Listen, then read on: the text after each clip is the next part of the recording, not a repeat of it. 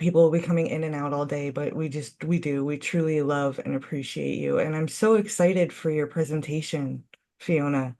When you presented in Jen Lynn Summit, I felt a real connection with what you were doing and your work and felt that it was perfect for what we're trying to do and gave you a chance to speak on your traumas and how you moved forward to heal and turn it into something beautiful. So, without further ado, Fiona, the stage is yours, beautiful. Mhm. Awesome. Thank you. Welcome, everybody. I'm so appreciative to be here and very excited. As Crystal mentioned, that I had suffered from trauma as well, like a lot of people, and it took me a very long time to recognize how it was still impacting me, including in my marriage for over 17 years, and realizing how difficult that marriage was because of the trauma that I've been through. So I actually created a presentation on how to, oh, one second, if I'm able to get screen share, on how to impact trauma. I'll try to not speak too quickly. Unfortunately, I am a Newfoundlander and we're known for talking super fast. So if I do get ahead of myself, please let me know and I can slow down. Alright. I did give you permission to screen share. Okay, You can awesome. have it now. Mhm. So 1 second. All right.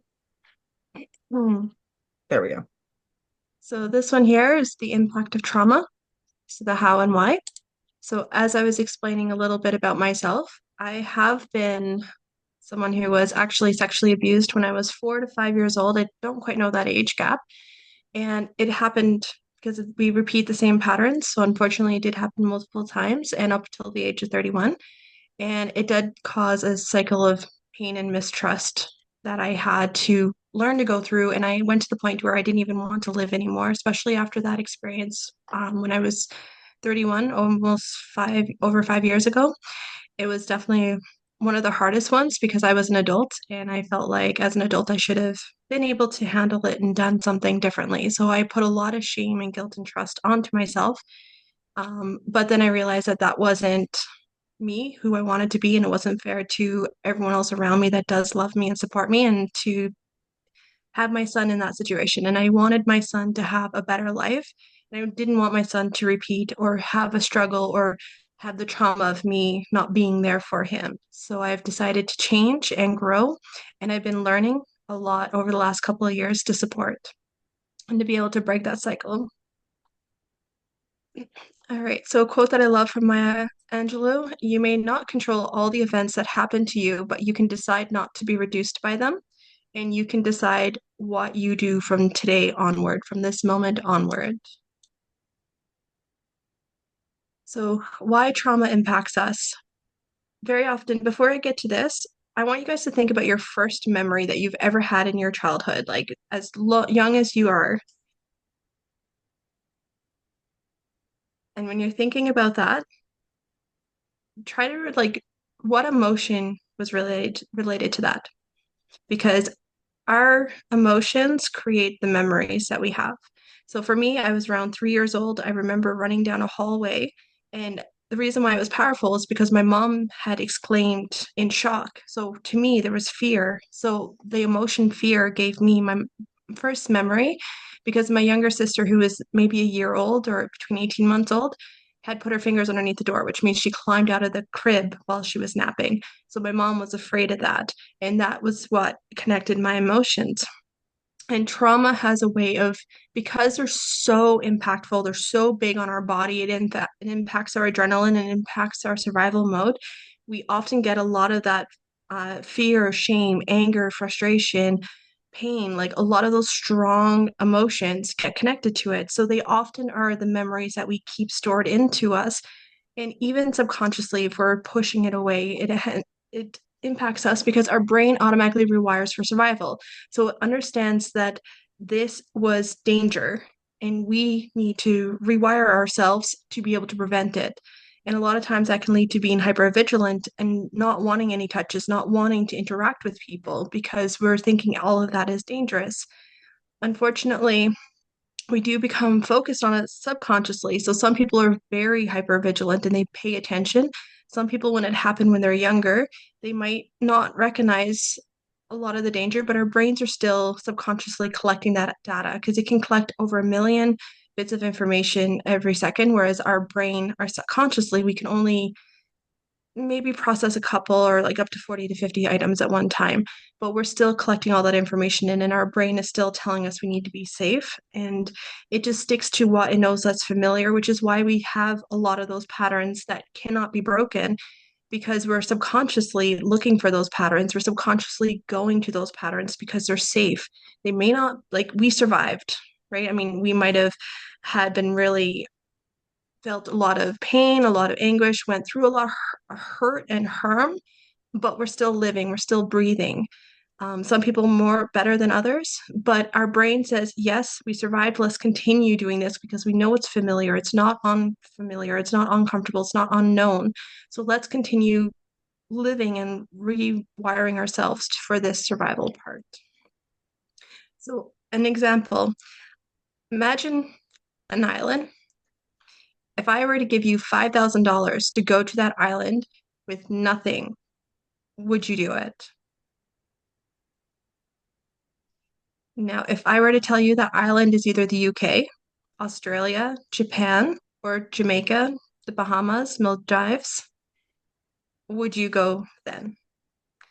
So, an example here is you're familiar versus unfamiliar. So, if I had to say, hey, here's $5,000 to go to an island, but I didn't say anything about the island, you're more likely to hesitate unless you're an adventurous type of person and you would just jump on that. But for the most part, a lot of people, if they don't know, they're not going to go forward to doing it, no matter what incentive they get for it. But as soon as I said UK, Australia, I'm sure most of you guys have pictured those in your head and had your own conclusion about them. Be like, oh, the UK, it's rained too much. I don't want to go there. Yes, I love the beach. Let me go to Maldives. Oh, I'm interested in the culture for Asian. Let me go to Japan. Right. So we all kind of then associate and connect with what we know. And then we're justify and we logically give ourselves a reason. So that's why they say that you first have your emotions and you make decisions on your emotions and then you justify logically. So our brain does that too. We have the emotions and then we logically justify why. And then we do that with the stuff that we already know. So, how trauma impacts us. A lot of times it's trust issue, whether you trust yourself or you trust other people or you trust certain types of people. You know, if like my first person was blonde, blue-eyed. So unfortunately, it took a long time for me to trust people that look like that because I wasn't sure if I was going to get hurt. And then other times it could be other people, the same ethnicity, culture, looks from others or the same personality, you know, if they're a very alpha dominated personality or if they're very assertive or if they're very calm and quiet. So a lot of those different things ends up being a trust issue that we have with other people as well as with ourselves because we doubt how we were able to help support it. Now, there is a lot of ways that trauma impacts us, and everyone is different because our response to our response to survival is different, whether it's the freeze, fear, fawn, or flee. No, fight, flight, freeze, or fawn, right? So we have all different reactions to it. Our processing is based on our experience, based on our perceptions, based on what people around us supporting us tell us. So we all have impact differently, but there's a lot of common ones. And some of these are the common ones that I'm going through right now. So the feeling of lack of control. So as soon as something traumatic happens to us, we automatically lose control and we feel like we're fighting to get that back in many other places in our lives, not just that situation. So I know this is for domestic abuse. Unfortunately, anyone who's struggling with the verbal, physical, emotional, any of those things, we will feel lack of control in that. But we also feel lack of control with our other friendships, our other relationships, with our work, with our anything that we're doing. It impacts every part of us. The fear of touching or wanting to more touch. So sometimes people start to become afraid of being able to, even like just a touch on the shoulder, if you've been physically abused or if you've been emotionally or if you've been shamed or anything like that, then you often feel that fear or you crave it because you feel like you need something to validate yourself. And the shame and guilt Very often we believe that we're the fault and we're the cause. Like if we hadn't made him so angry, or if we hadn't made her so frustrated, if we had made their day a little bit better because we knew how stressed they are responding, or if like I wanted to keep my daughter safe and I wanted to make sure that everyone else was protected, so I didn't say anything, I didn't react, I didn't cause him to like someone to escalate to get any angrier. So very often we feel a lot of that shame that we should have done something and we should have done more to prevent it, or we should have been smart enough to have not put ourselves in that situation. So very often we take the blame ourselves on what happened to us when it is not our fault, and we unfortunately were stuck in a bad situation that we had to deal with. And then emotional numbness. Some people just completely shut off their emotions entirely and they don't even happy, sad, nothing. They just become a zombie living through life. Some other impacts that I mentioned already, hypervigilance, you're more aware of everything around you, the people, anytime you go into public places, private places, wherever you are, you're very aware of where the doors are, you're very aware of how to get safe, you're very aware of when it's dark, any of the type of stuff. Lack of sleep, a lot of times the trauma, if we suppress it and we ignore it, it comes into our subconscious, which we do see in our dreams and our sleep. So very often, if something happened to you as a child, as you get older, you might start having dreams and nightmares about it, not realizing the impact that you actually had. As you grow older and start to learn more about impact and more about things, and you realize that stuff that happened when you're a child actually has a bigger impact than what you thought it did. And then our brain keeps cycling that back in once more, trying to be safe and stay within the familiar. Struggling with decisions because you're not sure, you don't trust yourself, and you're second guessing your abilities and you don't have any control. So you often struggle with decisions, whether it's for me, having food, making friends, being able to connect and with other people, a lot of those decisions. And then very often you're burning your bridges with friends because you don't trust them and you're hurt and you're putting up walls to push them away so that you don't get hurt again. Because having people close, especially again, a lot of times with the domestic abuse, sexual abuse, if they are people that are close that we know and not strangers, we have a tendency to push those people away from us because we think that those are the people that are going to come hurt us again. Sometimes staying busy, working harder, being a high achiever, trying to, because you feel so much shame and guilt, then you want to put a lot more of that worth and your validation and your self-esteem into the work. So if you feel that you can achieve more, get the promotions all the time at your work, stay busy, not be able to pay attention to it, be the best mom, like that superstar, the one that's involved in every single team, every single school event, all those things of proving to yourself that you're good enough and that this incident is not not part of it, but you're doing it in a way that's not beneficial because you're actually ignoring the trauma as opposed to working through it and overcoming it and being this. So being a hard worker, being busy is amazing. If it's driven by the ignoring things, then that's where it becomes painful and negative as opposed to being a good thing. And then new phobias come up all the time, like new fears that you might not have never even known, whether it's someone brushing against you when you're walking in public, being on a subway, being in dark places, afraid of light, afraid of strangers, being able to connect with people. A lot of those become impacts on us as well. Like I said, there's a lot more impact too. Those are just some of the examples that I wanted to share, but it really is individual and it really takes a lot of self-reflection and it takes a lot of questioning and just taking the time to sit down to really find out how and just speaking with other people and being open about it because there's a couple of impacts that impacted me that I had no idea impacted me until I actually was in that situation. So now, some common mistakes that people make related to trauma is they're suppressing and ignoring the trauma. And that's what we talked about. Very often we try to ignore what happened to us, but our brain is subconsciously rewired already to it, and we are still looking for it. We're still putting ourselves in patterns. And by ignoring it, we're not able to recognize when the pattern is happening again. So I know my first incident was when I was a child. My second incident was when I was 11 years old. I kind of connected emotions and attention because I was struggling with getting attention when I was a child and I felt like I wasn't seen. And then all of a sudden I had someone see me. Now, unfortunately, it's not the type of seeing that we want. It's not, I don't want anyone coming up to me and touching me inappropriately and not. the way that I want at all, and it's boundaries. But unfortunately, I did get that attention. So my brain connected the two together. So I'm like, well, I got attention based on this. So when I had a crush when I was in 11, I then was like, oh, trying to get his attention, trying to see how I can get him to like me instead. And of course, I got attention younger, unfortunately, due to sexual things. So then I commented and I said, this is what happened. Like, oh, I've had this happen to me. And I kind of shared it as a way of being like, I know a bit about sex type of things. And unfortunately, that ended up being a blackmail. And that ended up me being uncomfortable in a situation, doing things that I didn't want to do at the age of 11, and then feeling even worse about myself and feeling even more guilt and shame, especially when I kind of mentioned it to other people. So then I felt I hid the trauma because I was like, well, I spoke to someone about it. And then all of a sudden it was used against me to hurt me even more. So then I thought speaking about trauma was bad. And then I stopped doing it. So I kind of ignored it then growing up, even though I had that hate for myself, had a lot of struggles and things that I didn't even know was affecting me.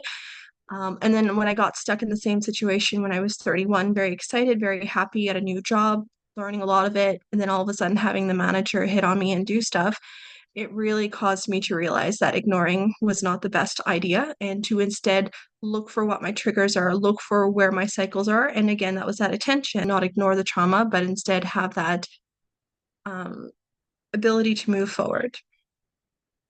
Taking the blame or questioning how they handle it. So I did talk a lot more about this one already.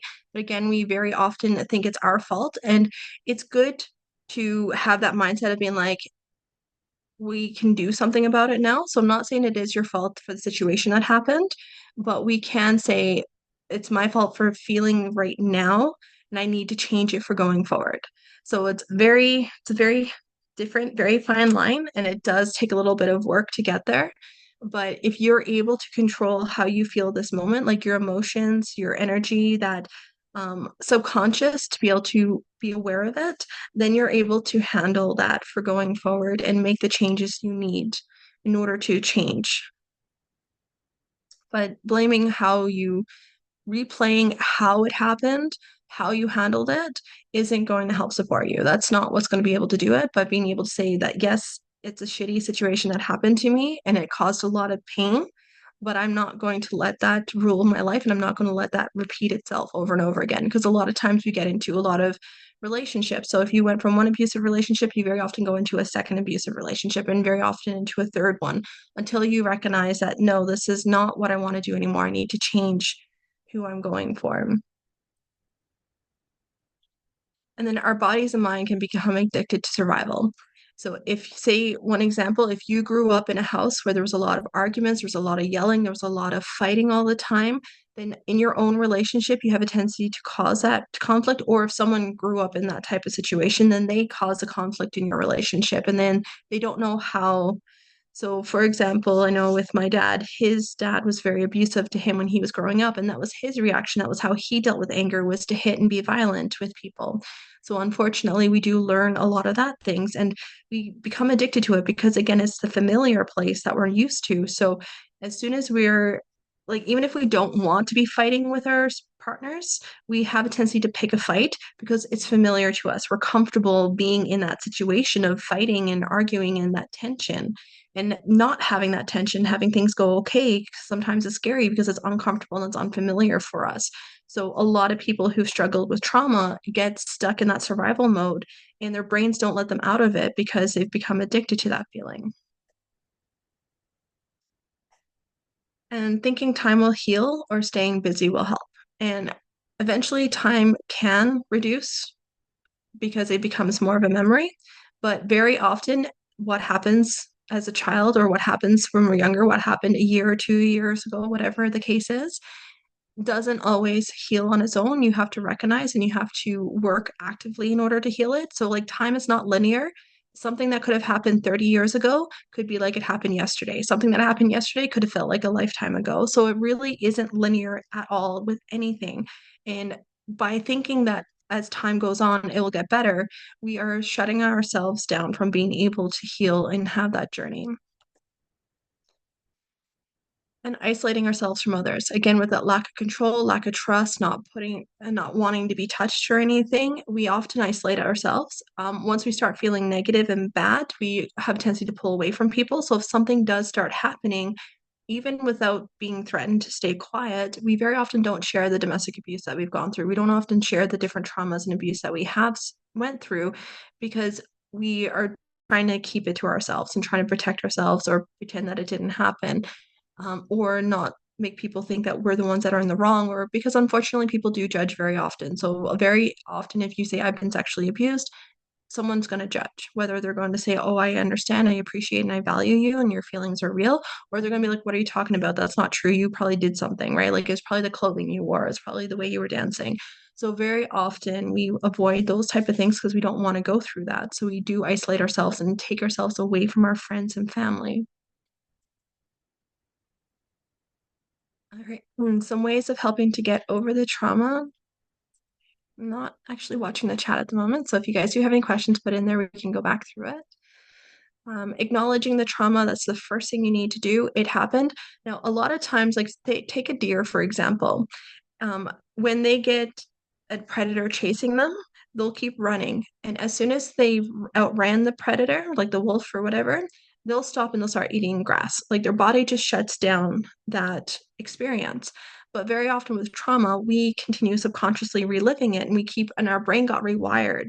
So we're automatically looking for it all the time and we're very vigilant and we're constantly in those hormones and chemicals that are causing the trauma. So the second we acknowledge that it happened, it's a lot easier for us to let it go and to be able to kind of move forward a little bit. Being mindful of your thoughts. Again, a lot of this is subconscious that happens to us, but working on being mindful of our thoughts will be able to allow us when we hear them say, no, this is not my fault. No, I handled it the way I handled it. I can't do anything else with that at the moment, but I will be able to help going forward and I will be able to change this, or no, it's not my fault. No, I can trust this person. No, I am safe. Um, Being mindful also helps with a lot of being present, setting up a self-care routine. And for me, self-care is not just about calming with the bubble baths and relaxing, it's about being active. So one of the things is learning to be uncomfortable, learn something new. So I learn new languages because that's uncomfortable, especially when you're interacting with the people and you don't really know if you're saying it right. You feel very uncertain. Um, that to me is a way that I like to be uncomfortable so that when something bigger that would be more uncomfortable happens, I can be ready for it because I've been exercising my muscle of being uncomfortable. So that's part of a routine for self-care, being able to give yourself energy, being able to kind of give yourself some support.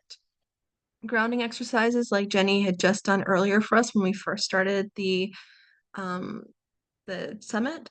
So one of the things too is it helps us to be present when you're grounding yourself because you pull yourself into the here and now and you really pay attention because a lot of emotions and memories and trauma is all stuff from the past. Emotions are never present because when you're in a calm state, you're just being, right? Like to me, it's just being right now. There's no happy, there's no sad, there's no nothing because all of those are a reaction to something that happened in our past. So grounding allows us to be more here. Traumas in our past. So if we ground to the here and now, sitting in front of our computers, that will help us to realize that we're safe and we're not being hurt. Working on the root cause, as I mentioned earlier with my experience, wanting attention and getting attention was really what triggered mine. So I'm not saying it's my fault, but knowing that that pattern happened and that is my pattern. When I start to feel like I don't have attention, then I kind of talk to my husband or I talk to myself and I rework how that feels for me. And I go through the situation so I can have better boundaries put in place and the boundaries to be able to prevent that root cause from happening again. Create a plan to do before triggers. Have a plan already created, routine set up, because if you get triggered by a movie, if you're at a movie, then that's going to be a lot harder, stressful situation. And then you're going to have a lot more people, a lot more pressure around you. So if you can learn to recognize and acknowledge the triggers that you have and be able to set up something and start doing it on a regular basis so that when it does happen, you're able to right away go back to muscle memory and to be able to do that trigger and be able to support that for yourself. confront the emotions head on. Again, a lot of the trauma, it's the emotions that we need to deal with as more, not as much as the trauma itself, because the situation's happened, it's past, it's gone, but it's the aftermath of that emotions and the feelings and what our body is subconsciously doing. So we need to be able to, in order to confront those in a safe place with support, especially. That's very powerful because some of these emotions can bring up a lot of stuff. And it's good to have someone there to support you, to give you that space and to help you through that and challenge life decisions. One example with the client that I had, they realized that a lot of their trauma was from feeling abandoned when they were younger and wanting that connection and not having that connection. So then they were like, well, I wanted to do this. I wanted, like, they wanted to be a pilot. That was because that was what their parents were. They wanted to then be a truck driver. They wanted to do the same things of the person that had abandoned them because they wanted to feel connected. They wanted to feel like that person. So kind of decide, I'm not saying like get rid of every relationship, end your career, do whatever the case is, but really understand if the choices you made was because of your trauma and you were avoiding things, or you were working really hard, joining a lot of groups and organizations and being too busy because you wanted to overcome something that you were struggling with. So a lot of those are different things that you can take a time to look at. And the last couple of things, again, grounding exercise that Jenny had done was amazing. That's a quick win you could win. So if you start to feel yourself getting anxious, getting nervous, afraid in a situation, or feel that anger and pain coming, then you can work on a grounding exercise. It could be something quick, like a couple of minutes, breathing, being in nature, listening to the sounds around you to recognize and name those sounds to be able to bring you back to the present. Set a small boundary to start to build your trust with yourself. Because again, when you lose that lack of control, you lose that trust in yourself, especially when you think you didn't respond properly or you doubt the way that you responded. So by having a boundary put in place, it could, and something small, because saying no to people right away sometimes can be very hard, but just saying like, I'm not going to have a conversation with someone when they start saying, hey, I like you, and there's no reason for them to say that right off the bat, right? So then you're able to block that person, get rid of them, especially for social media. Unfortunately, we do have a lot of people. I had someone do that to me yesterday. They messaged me asking if I was in a relationship, and I said 17 years. And they're like, oh, okay, well, I'm looking for one. I like you. So I was like, well, what do you like about me? And they're like, everything. And I was like, no, you don't. And I was able to block them, right? Because that was a boundary I put in place because I didn't want that person coming in into my space, giving me the attention that I didn't want. Because when I get in my emotions and I get struggling, that attention ends up being something more, and I have that problem. So I blocked it out and cut it off right away. And another action, get support from someone who has the results you want. So go help someone. Sometimes, unfortunately, family and friends are really good to be there for us, but they don't necessarily understand. So if you know someone who's already struggled and they've gone through it and you want their support, then that's usually the easiest way to get that help, because then they already know what mistakes they've made, what things did work or didn't work, and they'll be able to help support you with that. All right. So that is the presentation. Um, if there's any questions that you guys might have, and again, it's very individual to people, right? So I can help some people support, but it does matter.